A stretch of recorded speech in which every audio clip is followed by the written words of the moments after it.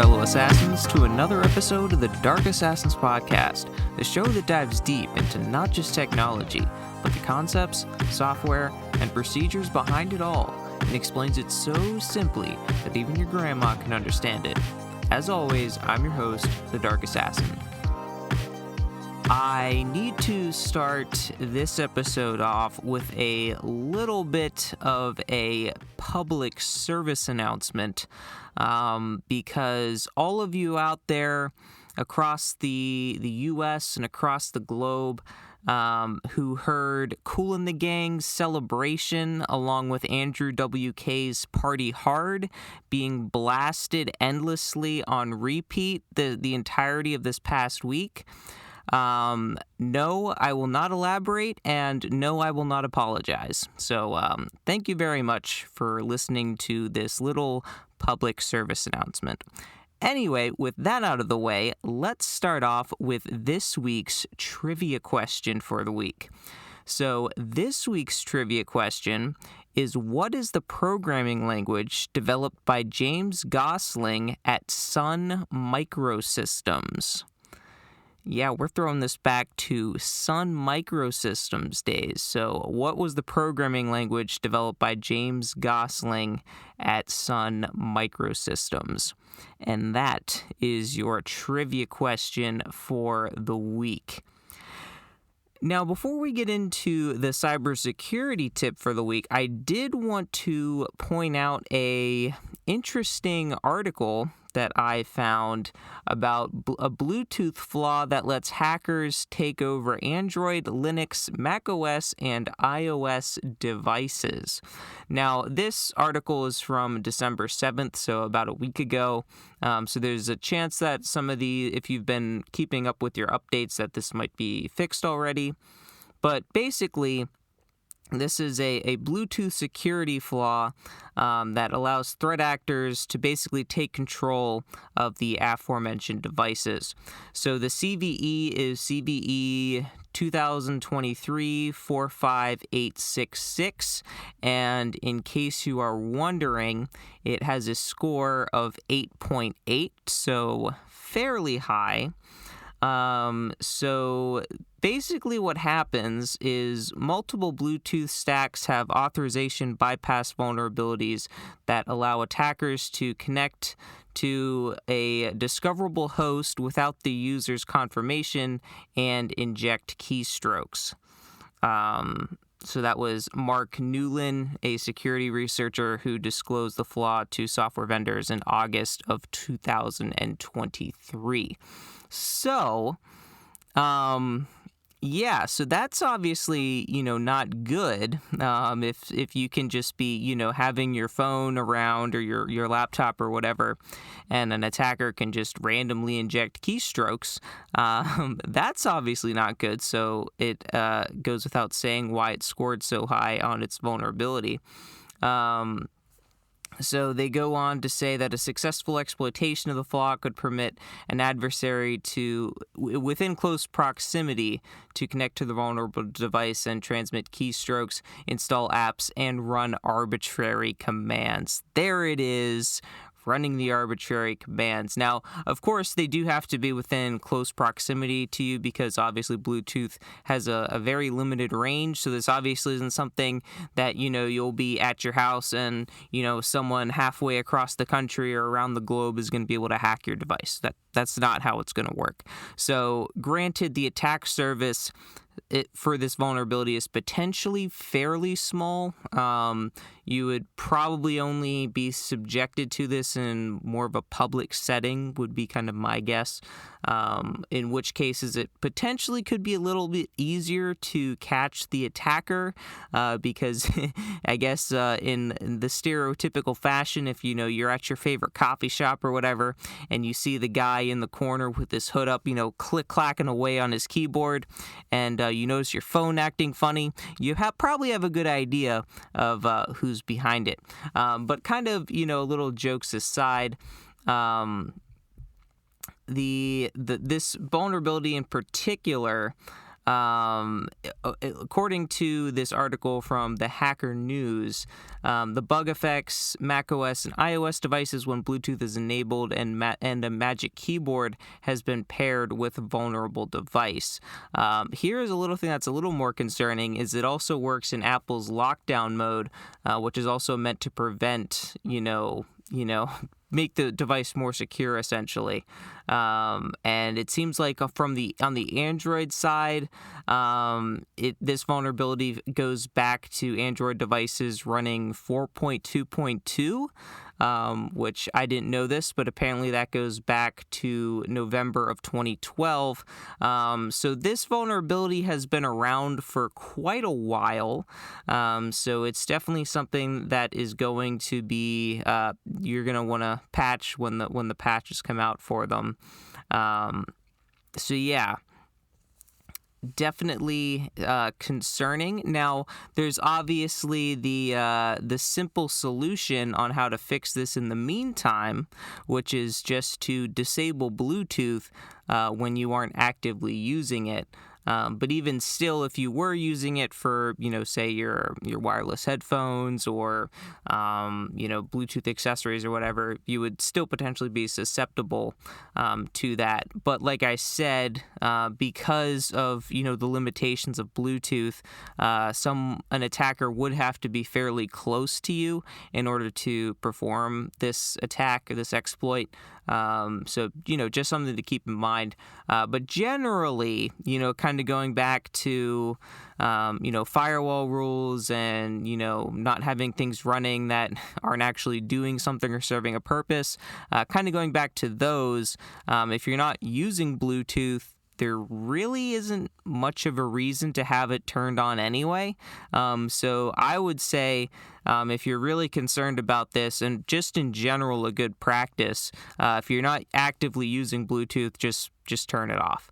And then that would also help you stay secure in this case. So with that, let's move into this week's cybersecurity tip.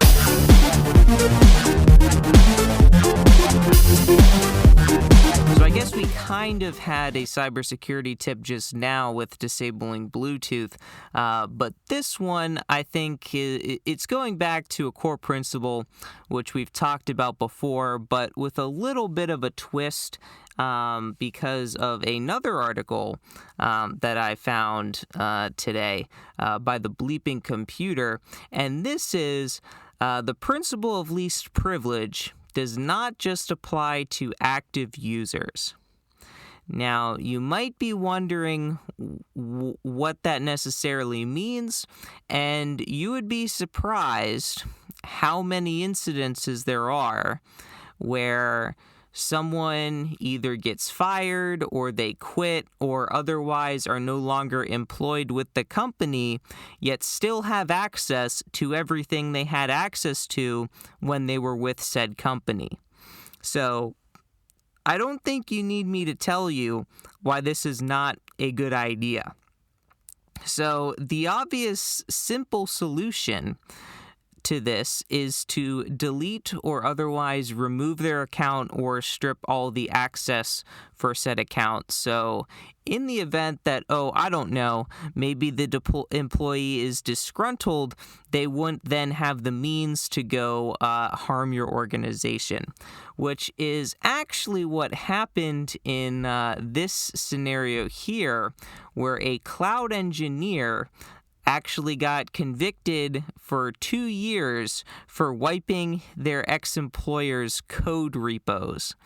And as you might have guessed from kind of the lead up here, that's basically exactly what happened. So the cloud engineer that got the 2 years in prison deleted the code repos basically because he was a disgruntled employee. He basically violated the some company policies. I'll say that. If you want to find out the actual details, I'll have a link to this article in the show notes. But yeah, so basically what happened was he got fired, and then following him being fired, he apparently refused to return his work laptop back to his company, and somehow still had valid access to his account and access to his company's network. So yeah, I think you can see where this went. So yeah, as it mentions, he used various malicious scripts and things to delete logs, remove code repositories, and impersonate colleagues, and do a bunch of fraudulent stuff that he definitely shouldn't have been doing. But all of this could have been easily prevented if the company just removed his access to things. Because even if he still had his work laptop, I mean, that's one thing. But say he was trying to access company, resources in the company network, regardless of if he has access to the laptop, you should be able to do some kind of user authentication, right? So if he's trying to log in, if someone's trying to log into your network that you don't want them to have access to, or they don't have access to, it shouldn't matter what device they're trying to connect from if the user trying to connect doesn't have the privilege in order to connect to that resource, right?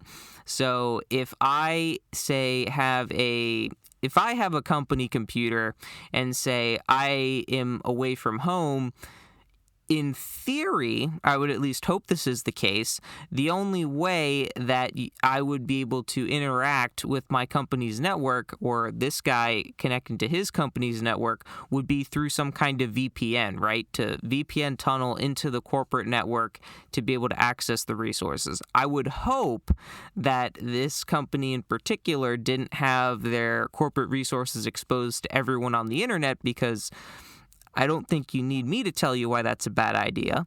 But in order for him to tunnel through, there has to be some kind of authentication going on, whether that's user credentials, whether that's some kind of key, or whatever the case may be. You would be able to, on the corporate side, remove that access. So whether it's his user account, logging in with like a password or like a YubiKey or something like that, or whether he has a public-private key thing like with a WireGuard type solution and he authenticates with that, either way, you would be able to remove that access so he wouldn't even be able to get into the network. So even though he would still have a corporate device, he wouldn't necessarily still be able to access corporate, resources. So that would have been a way to prevent it. Now, depending on how his laptop was configured, there also could have been a way for him to just completely lose access to the laptop also. Now, the tricky part here is he'd have to actually be connected to the network in order to do that, because specifically with Active Directory type devices, if your computer is not connected to the network, it can't sync with the Active Directory server and update the user credentials and all that stuff. So if you've ever used an Active Directory system before, one thing that you'll find is if the computer isn't connected to the network and you've never signed into it before, you're probably not going to be able to sign in, just because it can't, communicate with the Active Directory server in order to verify you as an authenticated user. Now, I'm not exactly 100% sure how it works in the reverse, if someone gets removed from access, if that computer, I'm assuming, and it kind of makes sense, if the computer isn't actively connected to the network, it wouldn't be able to sync that change, and it already knows that you're an authenticated user, so it would continue to allow you to sign in. But if once you actually connect back to the corporate network, it would then be able to sync and then it would see you're trying to log in, but you're not an authenticated user, so it would reject you. So there was definitely a few ways, I think, that this company in particular probably could have gone about ensuring that this didn't happen, if they did a more proactive approach about revoking his access to things. But let this be a lesson and a tip for any of you IT professionals out there, or just in general, that the principle of least privilege does not only apply to active users, but also inactive users. In other words, users that should no longer have access to anything. Principle of least privilege still applies, so if they shouldn't have access to anything, they shouldn't, they got fired, for instance, you should take the steps to remove their privilege. And I guess taking this a step further, too, it also applies to users that are still active but no longer need said permission. Since the whole point of the principle of least privilege is you only get access to things that you actually need to have access to, and the moment that you no longer need access to said resource, you shouldn't have access to it. Now, again, that can be very inconvenient, but again, when it comes to security, it's all about that trade-off between convenience and security. Because generally speaking, the more secure something is, the less convenient it is. If there was a way that something could have the most top-notch security and also be insanely convenient, I'm pretty sure everyone would be using that. But that, unfortunately, at this stage does not exist. So, yeah, if you don't need access to something, then your account shouldn't have access to it. So, for instance, if you are, say, a sysadmin, you obviously need a lot more privilege to be able to do certain things and manage systems. But say, you have a little bit of a career change and you go from being a sysadmin to, say, a developer, then if you're practicing, the principle of least privilege, you should lose all of your admin access to be able to do those administrative roles. Now, depending on the company, there's a chance that may or may not actually happen, but in theory anyway, that's what should happen. And the same thing if you end up leaving the company, all of your permissions and everything should be completely gone, if not your account completely erased. So that is your cybersecurity tip for the week. Now, as far as nerdy things, we don't necessarily have a ton, but there is still some that which the one nerdy thing that I'm going to talk about is actually, I think, a pretty big win. So with that, let's get into what nerdy stuff have I been up to this week. So, as I mentioned, my big win for this week is I got macOS Sonoma running in a virtual machine on Proxmox. If you've listened to the podcast for a while, I've mentioned on a few different occasions how much of a pain in the butt it is to try to virtualize macOS, specifically if you're using non-Apple hardware. And even if you are using Apple hardware, it can be very finicky depending on which hypervisor solution you're using. So this isn't the first time that I've tried to get macOS running in a virtual machine on Proxmox. If you'll recall back, I don't remember if it was a year ago or whenever it was a while ago, I did manage to get macOS running in a Docker container on a virtual machine. The problem with that, though, was I was severely limited in what I could do. I couldn't, save anything, so it was pretty much a one-time use thing, and it made my computer, which granted it was on my R620, but it made it kind of scream like a banshee. It used a ton of CPU resources, and it just wasn't much more. I mean, it was basically like a cool thing to say that I did, but I never actually used it for any kind of real use case. So I ended up actually deleting that VM, and kind of shortly after I managed to actually get it working, ended up like getting rid of it, mainly because like I said, I couldn't really save anything. So it's not like I could shut it down and spin it back up, just mainly because of how I was able to get it working with the configuration I was running. Now, I'm sure you could set it up and configure it properly and you wouldn't run into that issue, but anyway, that's neither here nor there. The point is, I finally did get it working in an actual legitimate virtual machine, not running in a Docker container on top of another virtual machine. Now, if you're wondering why I did this, part of the reason is because why not, and I can. And the other reason that I kind of wanted to try this out was, if you've listened to the podcast for a while, you know that I have a lot of Macs. One of the issues with that, though, is they're all hardware-based Macs. So the ability to easily test things specifically for dependency purposes is a little inconvenient. Now, I guess you are correct if you're out there saying I could just make a time machine backup and then roll back to it, whenever I want to test something like that. But that is kind of a pain. The one nice thing about it being a virtual machine is it's a lot easier to do those rollback changes than say on an actual physical machine. Plus, I don't necessarily have to reinstall everything every single time I want to try this, because speaking of which, the install process was interesting.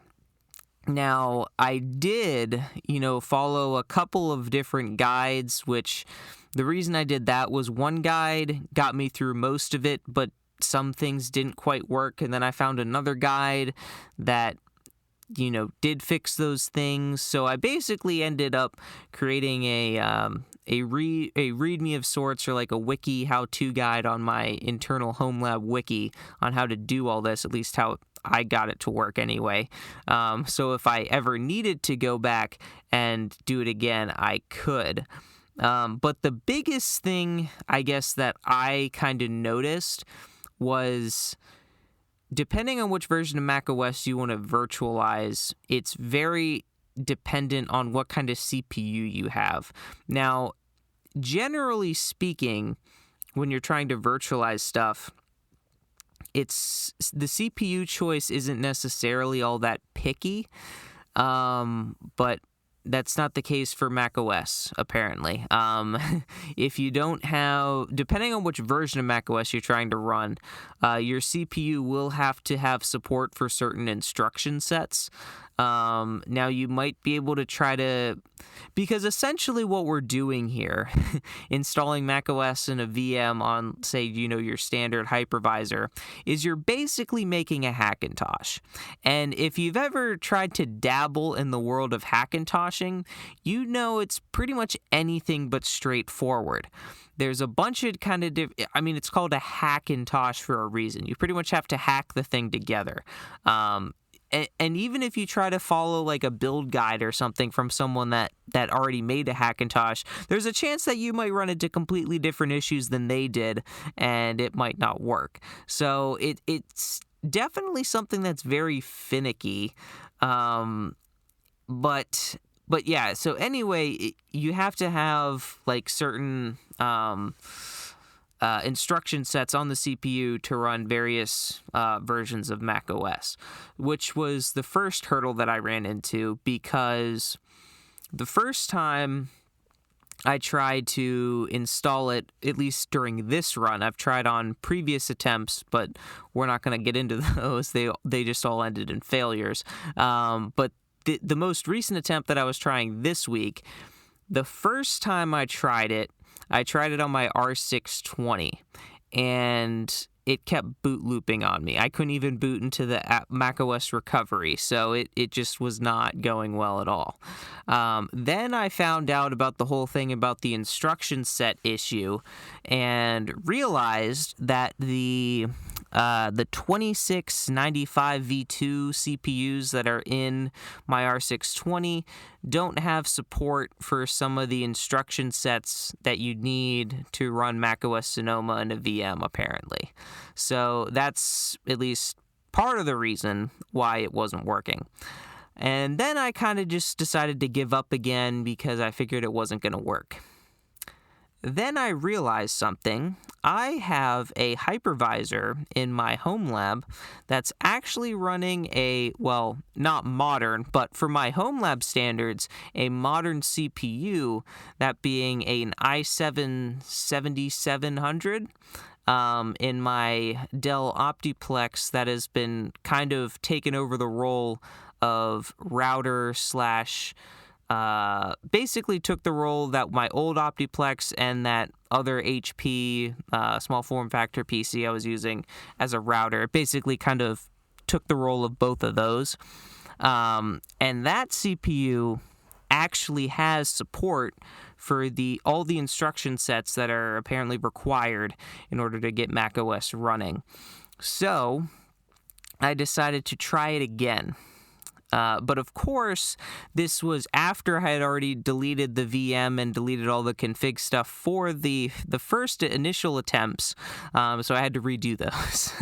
But thankfully, since I already had done them and had some documentation on how to do it, it went fairly quickly. And I at least was smart enough not to delete the boot ISO files for both the OpenCore bootloader or boot manager or whatever, and the actual macOS installer. I at least was smart enough to not delete those, so I didn't have to remake them.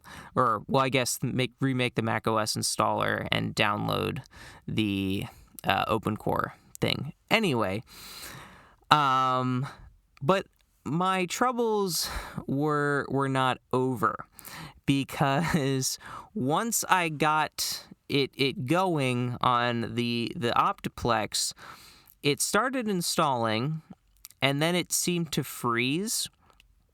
But I chopped this up initially to, it's just going to take a while because the guide I was following says this could take a really long time. So I left it and went to bed, and it said it was at like 12 minutes remaining on the initial, macOS installer page before it actually goes to the reboot process and shows the Apple logo and the loading bar, and then it takes another like 30, 45 minutes or something like that, whatever. So it was before that, and it said 12 minutes remaining. Then sometime the next day, I checked back in on it, and it still said 12 minutes remaining. And I was like, yeah, this is not working. So I decided to quit it. And then I decided, okay, let me try to change the format of the drive, because I was trying APFS, which is the Apple's, kind of their default file system for drives nowadays. And for whatever reason, that wasn't working. So then I decided, okay, let me try macOS Extended Journal, just because that's another potential option that at least was used on older versions of macOS more commonly. So I tried that, and it started to work. And I was like, okay, we're getting somewhere. And then it went through the process of, rebooting itself and continuing the install. And then it froze again. And I was like, darn it, we were getting somewhere. And of course, the place that it had to freeze at was right when the loading bar was right at the end, and it just decided to, freeze right there. So that was cool. But thankfully, I was able to just hard reset the VM, and it continued going about its normal thing and installing, which was nice. But another thing that is a little, I don't know if I guess annoying is kind of the word, is when you boot into it, maybe it's I just don't have it configured properly, but when I boot into it, I have to manually select, the macOS or the installer, so it's not like an automated process, which is kind of annoying, but that might be just a setting that I have to tweak. So that's something I might look into. But yeah, after that happened, it worked, got into macOS, and everything's working. So that's pretty cool. One thing it also doesn't have is graphics acceleration, so it's a little chuggy. But in fairness, that's because I don't have a GPU pass through to it, which from what I've heard, if you actually do go through the process of passing a GPU through, you can get that graphics acceleration and it'll work fairly well. But I don't have that. But mainly, the main reason I did it, like I said, was because I could, number one, and two, just kind of as like a development testing environment aside from my other Mac OS devices. So kind of the goal here being to be able to use this as kind of the build environment for Mac OS. So like I mentioned, for the video game I'm developing, I've written Ansible playbooks to essentially deploy my code to Windows, macOS, and Linux machines to automatically build the binaries and ship them back to me, so I don't have to manually copy the code and build it and all that stuff. And currently, my macOS solution for that was to ship it off to my Xserve and have the Xserve do the build. The problem is I keep the Xserve off like 99% of the time. Nowadays, pretty much the only time it's on is when I'm not home, and that's usually because I have it running my backup script. But yeah, so this way I'll be able to do that without actually having to turn the Xserve on. And the other thing is so I can actually check dependencies and making sure that everything I need to install is installed for whatever I'm trying to build. Because one thing that annoys me, more myself, and when I do it to myself, is when I try to figure something out, like for a code base or something. Like I downloaded something from GitHub, or I'm writing my own program and I have to install like a separate package or something in order to be able to build and run the code. One thing that annoys me is when I either neglect to document it, or I already had it installed without necessarily realizing it, and then when I try to run it on another system, it just doesn't work. So being able to essentially have macOS from scratch to be able to test this stuff is something that I kind of wanted to do, because like I said, I really hate being the "it works on my machine" kind of guy, especially when I'm the guy that wrote the code and it was previously working on all my machines, and then I tried to run it on a different machine and it didn't work. So yeah. So that was kind of the goal there, and that was what I was up to.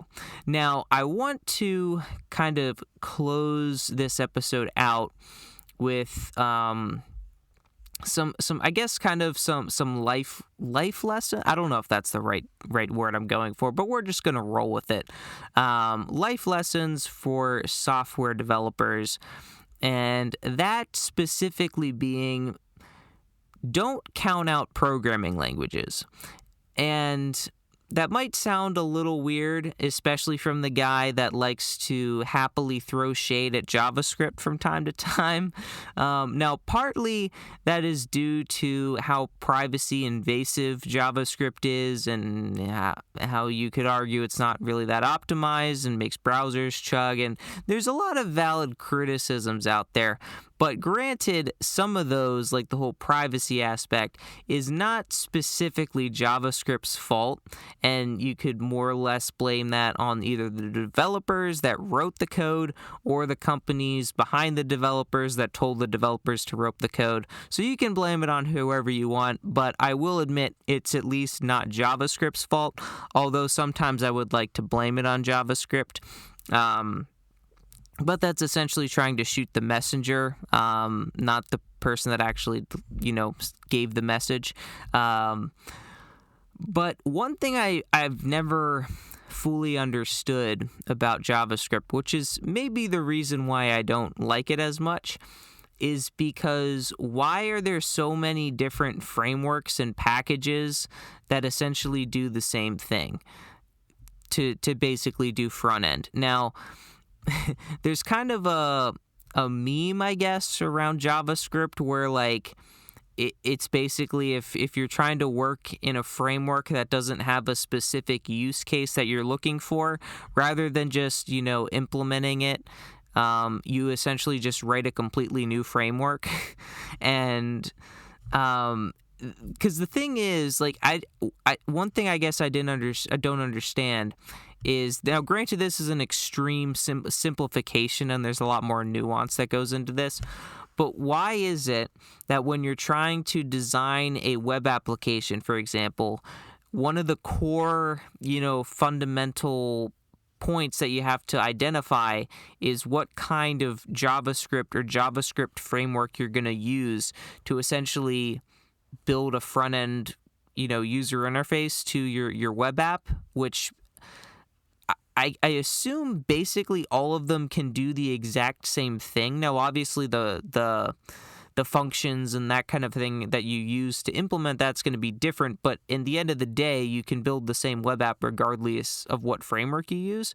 So, like, why there has to be the distinction of, are you just going to use vanilla JavaScript? Are you going to use TypeScript, which is basically JavaScript with types, Vue.js, React, Angular, or one of the other many variations that in essence will give you the same result, which is a front end to your web app?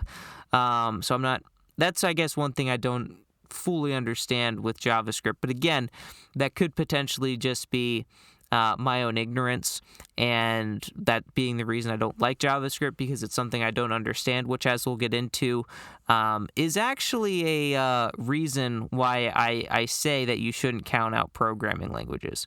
But anyway, getting back to it, being all in on one programming language is very narrow-minded and short-sighted, because while it's really good to have strong foundations in, a particular programming language, so you really understand the core fundamentals of, software development and whatnot, it's also good to be able to branch out, because one thing that we've talked about on the podcast previously is every programming language has its use cases, and there are certain programming languages that are better than other things, and in some use cases a programming language might be really good and well suited for, and in other cases it might be horrible for.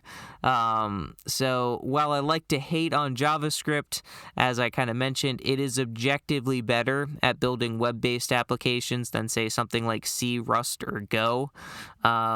So another thing why, only focusing in on a single programming language is also kind of narrow-minded and short-sighted is because from a job hunting and markability standpoint, having the ability to at least be able to write code in multiple languages, if not being straight up fluent in multiple languages, is something that's super appealing to employers, because if you know multiple languages, that basically enhances your utility about where they can put you within the company.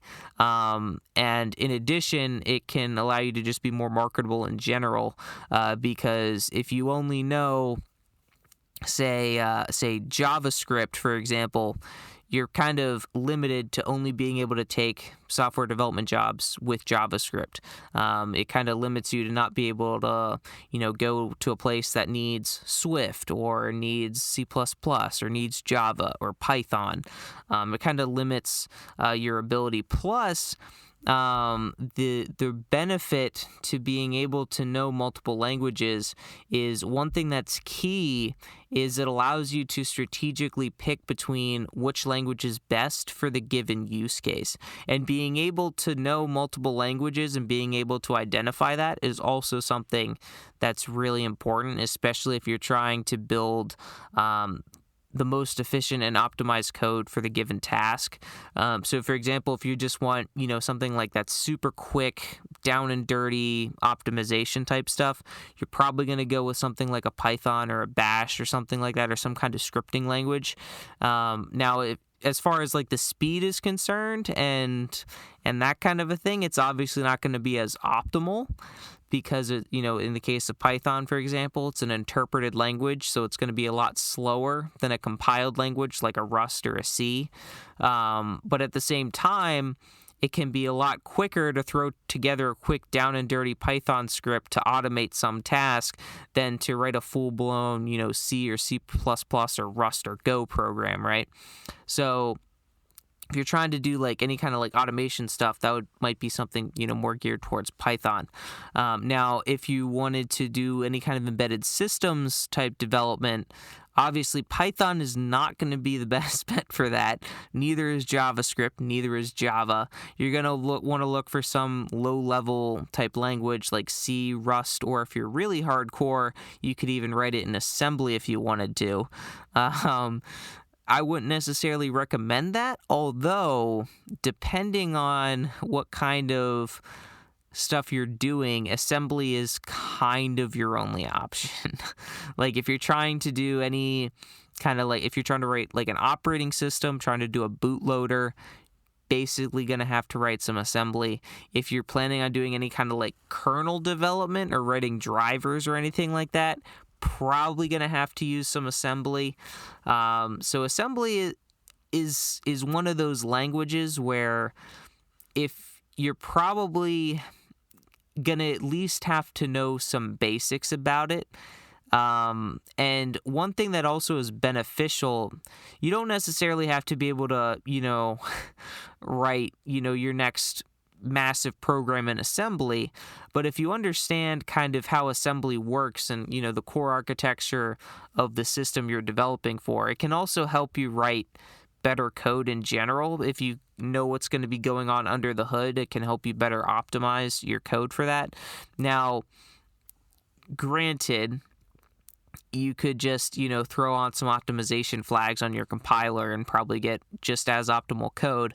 But the point here is understanding your code and what makes good code rather than just letting some program, decide for you. Because there are instances that specifically that I found where while optimization generally makes the program faster, it sometimes will remove things that it deems unimportant, shall we say. So one instance of this was one time I was trying to basically delay, execution time by doing like essentially a for loop and just counting upwards, and the compiler was like, oh, you're just trying to count upwards, so I can just bypass this and set the counter to what it's supposed to be. And that completely bricked the program, because it was that counter was actually important to the execution of the program and ensuring that the correct amount of time has passed. Now, I wasn't using something that had like a sleep timer aspect to it, which is why I elected to go with the counting upwards thing, because otherwise I just would have done like a sleep. But so that's kind of the point being here. Depending on what you're trying to do, if you turn on optimizations with the compiler, it has the potential to kind of throw out some stuff. So, kind of understanding what's going on under the hood, understanding the assembly could be beneficial. Now, again, if you're kind of going back to some other use cases, if you're looking for just the fastest program possible, like, execution time is key here, you'd obviously want to go with a compiled language, something that's really fast, like a Rust or a C, C++, or again, if you're really hardcore, you could just write it in assembly, I guess. But again, something you wouldn't necessarily want to do in a Java or a Python or something like that. If you're looking for the ability to use classes, that would be another thing. If you knew multiple languages, it could help you better identify. Now, granted, a lot of languages nowadays do have support for classes, but that would rule out something like C. You wouldn't really be able to use C, since C doesn't have classes. Now, you could kind of hack together classes and class-like functionality by using structs and whatnot, but it's not going to be the same thing as classes. You won't get anything like inheritance or anything like that.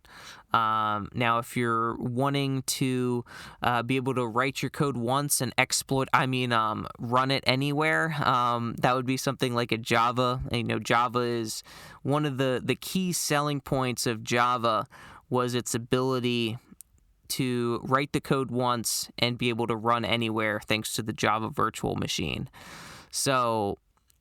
But like I said, the caveat to that is because you only have to write it once and it can run anywhere. An exploit that works on a Linux system also works on a macOS or a Windows system. There are some trade-offs there. But I guess if you really wanted to be hardcore about it, you could always just have Docker installed on your system, because if you want to run Java programs, you have to have Java installed. So you just install Docker on your system, and then you just write a Docker container that can house whatever programming language you want, and then bada bing, bada boom, you wrote the code once and you can run it anywhere. So a little bit of a hack there if you're really anti-Java, because there are some people out there that are very much anti-Java. Now, they have their reasons, but they are very much anti-Java. Another instance, if you want to do any kind of iOS development, that's almost Swift exclusive. You can still use Objective-C for that, although that's generally more for like legacy type stuff. Apple's really pushing for the use of Swift. But the point of this, going through these different use cases, I know we've gone through them in the past, but the point here is, if you know multiple programming languages and are at least, passable in being able to write them and understanding their use cases, it will better help you identify what programming language to select for your next project or your next assignment for your work, or whatever the case may be. It'll help you, bring those ideas to the table and just kind of make you a more well-rounded programmer.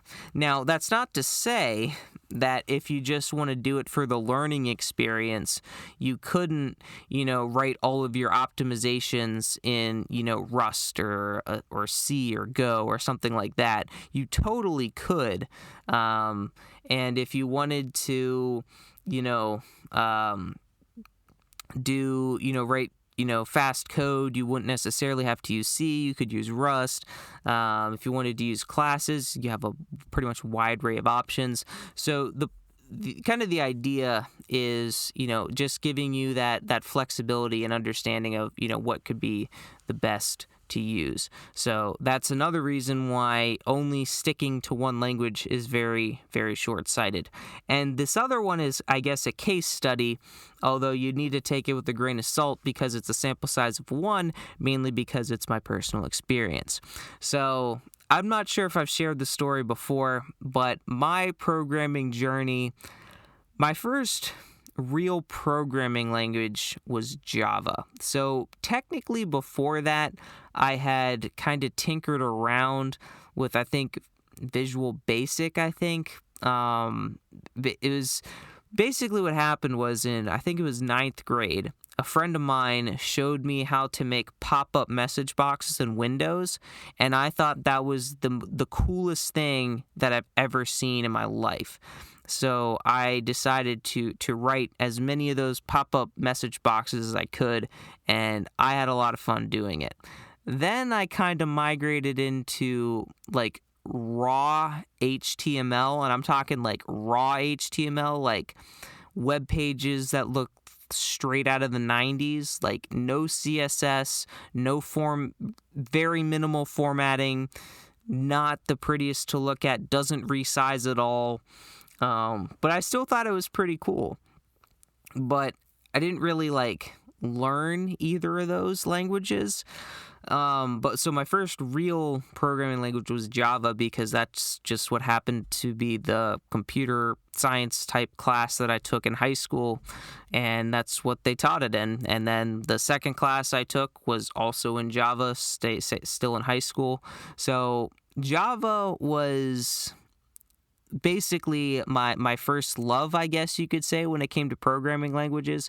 I love that language, and I specifically remember saying that I only ever wanted to write in Java, and I know Java, so I'm not going to try to learn anything else, and I'll only want to look for jobs where I would use Java, because Java is the best programming language to ever exist. So that was pretty much my mindset for a couple of years. And then I just, got into, college and, started learning more about computer science and whatnot. Did some dabbling in a little more HTML and CSS, but that was basically out of necessity to create a half-decent looking website. And even then, I pretty much just grabbed a template from online and modified it to make it look how I wanted to. So you could argue the amount of CSS and HTML I actually had to use was pretty minimal. But then comes the interesting turn, because then in college, the first two main computer science classes I took were also in Java. So, I was really in my sweet spot. And at this point, I'd been doing Java for so long, I quite honestly, in some of those classes, did not pay attention because I didn't feel like I needed to, because most of it was all review. Because keep in mind, I don't recommend you not pay attention in classes, but for me, as a nerd that, would happily go back to his dorm room in his free time and just write Java programs for fun, and was just doing Java nonstop all day, every day, I pretty much knew everything that was being taught in the class, so I didn't feel like I necessarily needed to pay that close of attention, because I already knew what was being covered. But anyway, the next class I took after that was in C++, and I hated C++. I did not like it at all, partly because, going back to some things I alluded to earlier, things in C++ just didn't make sense to me. Because coming from the Java background, there's this beautiful thing in Java called the garbage collector. So you don't have to worry about any of that low-level nonsense like pointers and memory management or anything like that, which you have to account for in C and C++. Because if you don't, you will run into issues fairly quickly. So pointers didn't make any sense to me. Memory management seemed really stupid. And the funny thing about all of this is, if you listen to the podcast kind of at all, and you've heard me talk about the nerdy stuff I've done, you'll probably find that kind of weird, because constantly I rave about how much I'm loving and love C and C++ and how great it is and all the amazing things you can do with it, and then here I am saying how I hated it. But that's just how it was, back in the day. I did not like C++ at all, and I never wanted to use it again after that class ended. So after that class, I think there was, maybe one or two other classes I took, and then came C. And I had the same feelings as C++. I didn't like it. Pointers made no sense and were stupid, and memory management I didn't like at all. And I also thought that C was just way too primitive, because strings essentially didn't exist. It was just character arrays, and it was just, I didn't have any of the creature comforts that I was used to, and I didn't like it. And here is kind of the thing about it is I just didn't like it, and in large part because I didn't understand it. But that's not where the story ends, because once I finished with C and C++, I was kind of done with it. And then I took an operating system class that used C, and I was really annoyed because I didn't like C, and it was kind of a pain. But then I also, found Python. And the interesting thing about Python was, at least at my school that I went to, they just kind of assumed that you knew Python. I guess because they kind of assumed the intro level class would teach Python, even though it wasn't required to be taught in Python. Anyway, I never formally learned Python. I pretty much just picked it up myself, which, if you've ever programmed in Python, it's not hard to pick up, especially if you have a programming background, because it's essentially just pseudocode. So it was pretty easy to pick up, and I picked it up fairly easily. And I have to say, I did enjoy the simplicity of it, but Python was never a programming language that I thought I would use for any kind of big project.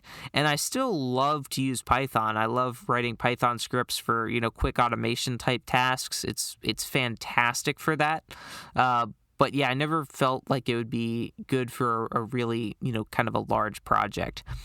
But then we fast forward to me leaving school and actually getting a real job. And here's where things kind of get interesting, because my real job was almost exclusively C++. And I was like, gosh dang it, not this language again. So yeah, so that was kind of was a little rough. It wasn't terrible, but I decided that if I am going to have to be using C++ all day, every day for work, I should probably improve my C++ skills. And here comes my video game. My video game has entered the chat, ladies and gentlemen. So one of the goals for the video game was to improve my C++ skills and just in general C++ knowledge, because one thing I've mentioned that hopefully you all are well aware of at this point is, the best way to learn a programming language, in my humble opinion, is to find some kind of programming project that you're passionate about and implement that project in whatever language you're trying to learn. So that was one of the reasons why I wanted to make a video game, so I decided I would try to do it in C++ to improve my C++ skills. And since then, you have all heard my journey and now love for C++ and how and just be using the language and actually getting to understand it made me enjoy and love the language, because once I finally understood, how pointers worked, how to, manage memory effectively, the possibilities and the power in my hands that C++ allowed me to do was something that I never had experienced with Java before. Because Java, as great as it is for, some would argue it's a horrible language for beginners because of the syntax and all that stuff and how complex it is or whatever. One nice thing about Java, which potentially could also be a detriment, is all of the low-level concepts that potentially could be hard to grasp for new programmers is essentially all abstracted away from you when you're using a programming language like Java.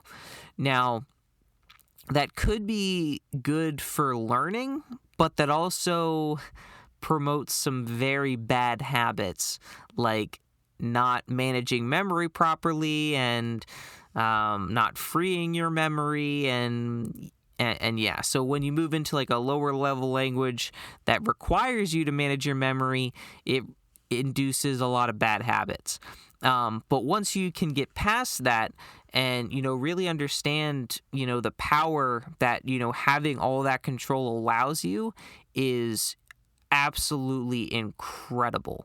And since then, I've also started to get a lot more into C programming. And quite honestly, I would say the most programming I've done out of all the projects in the past few months has almost exclusively been C.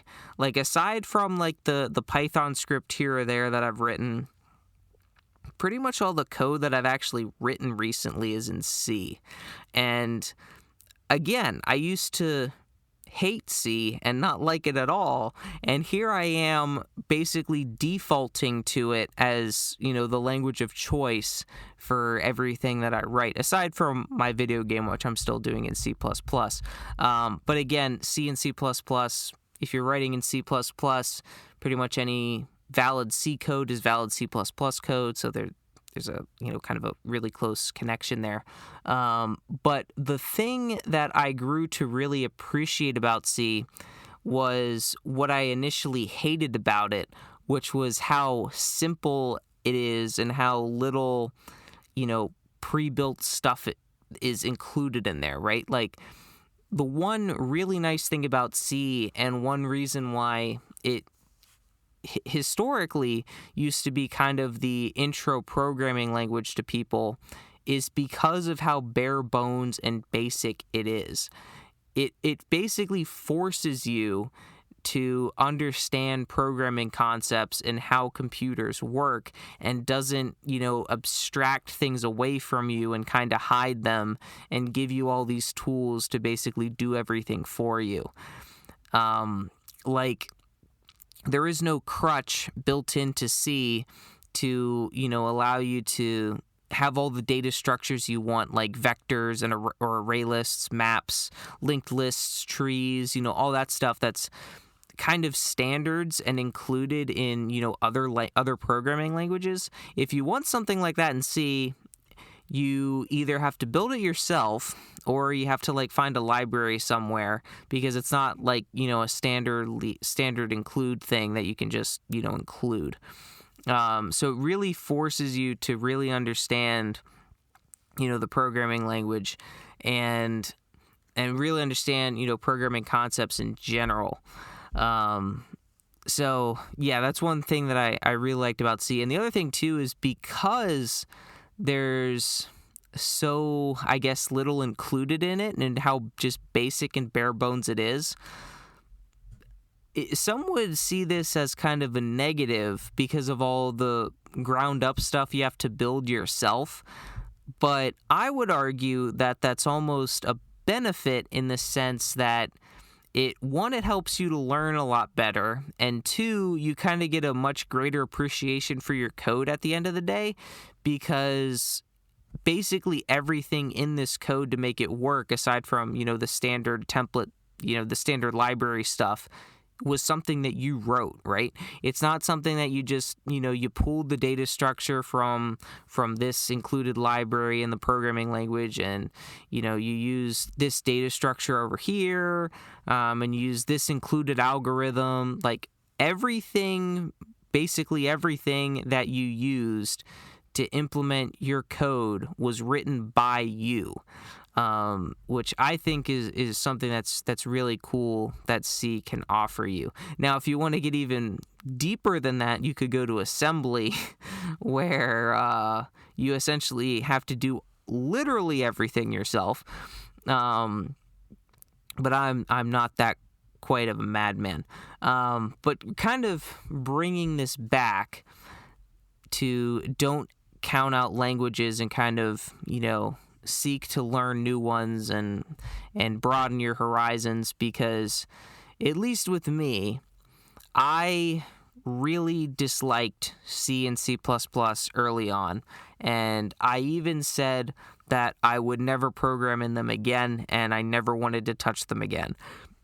And here I am a few years later, essentially programming exclusively in them and almost rarely, if ever, touching the language that I loved so much and said I would only program in, that being Java. Because it's probably been a couple years, well, maybe not a couple, it's at least been over a year since I actually wrote like a legitimate Java actual program in Java. I think within the past year I might have wrote I think I updated my sorting and searching repo on GitHub, which happened to be in Java because I was still in love with Java at the time, to include the BOGO sort, which is basically you randomly order an array of numbers until it happens to be sorted. So super inefficient, but it's a meme, so why not? So but aside from that, I really haven't done much Java programming at all in recent memory. It's been pretty much just C and a little bit of C++ thrown in there also. But yeah, going back, the main reason why I disliked those programming languages, C and C++, so much was because I didn't understand them. And I was short-sighted at the time to think that all I needed was to know one language, that being Java, and everything else can basically go kick rocks. But that was very short-sighted, obviously. And I'm honestly really happy that I didn't listen to younger me and decided to try to not give up on and count out C and C++, because I honestly just love programming in them now. And like I mentioned, the amount of power that C and C++ and just low-level languages in general that give you access to that memory management and all that it's just awesome. So yeah, and just kind of gaining an appreciation for how things work. I've noticed, in technology and just things in general, I've noticed if I don't understand something, I'll tend to avoid it and not like it.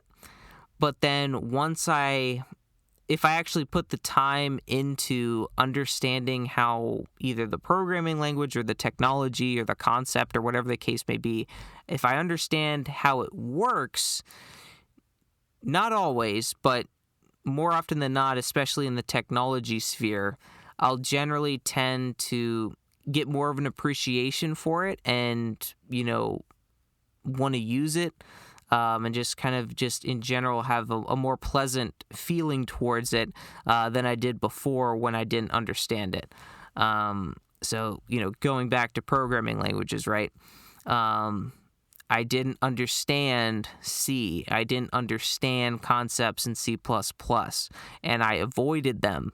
But then as I started to learn more about them, figured out how they work, kind of remove those things I was unclear about and really got to understand them, I gained an appreciation for it. And then kind of, while it wasn't an overnight process, looking back, it seemed like time flew, and now I'm exclusively writing in the languages that I hated. So yeah, definitely don't count out any programming languages. Any JavaScript lovers out there that's saying JavaScript's going to be next, just you wait. I highly doubt that. But like I said in this episode, don't count it out, and I won't count it out. But I definitely won't be making any promises that I will be exclusively writing JavaScript in a couple years. I just don't see that happening, mainly because while you can write, desktop-based applications with JavaScript, like with something like a Node.js, I like performance and optimization, and just in general, C++, Rust, they're just better languages for it, so I'll just probably end up sticking to those. But, like I said, won't count it out. But anyway, let's get to this week's trivia question, which is, what is the programming language developed by James Gosling at Sun Microsystems? If you said Java, you are correct. So Java, which, funny story about this actually. I decided the trivia question kind of before I decided of going into the whole, spiel about how I used to love Java and, talking about programming languages and everything. And I was kind of thinking, I was like, I'm going to be talking a lot about Java in this episode. Unintentionally, it also happens to be the answer for the trivia question. So I don't know, maybe some of you out there, figured, well, I don't know the answer to this trivia question, but he's been talking about Java quite a bit. And I know the answer isn't C and C++. I know what that wasn't developed by Sun. So, whatever. I'm just going to guess Java. Why not? So, if that was you, congratulations. I kind of realized I played myself a little bit in giving you that answer as I was kind of going through this little spiel about programming languages. But if you were in that category, then you definitely got to give the episode a rating and review. And just in general, if you enjoyed it, I would greatly appreciate that. But if you have any questions about this episode or topics for future episodes, definitely love hearing from you guys. So send me an email at contact@darkassassinsinc.com.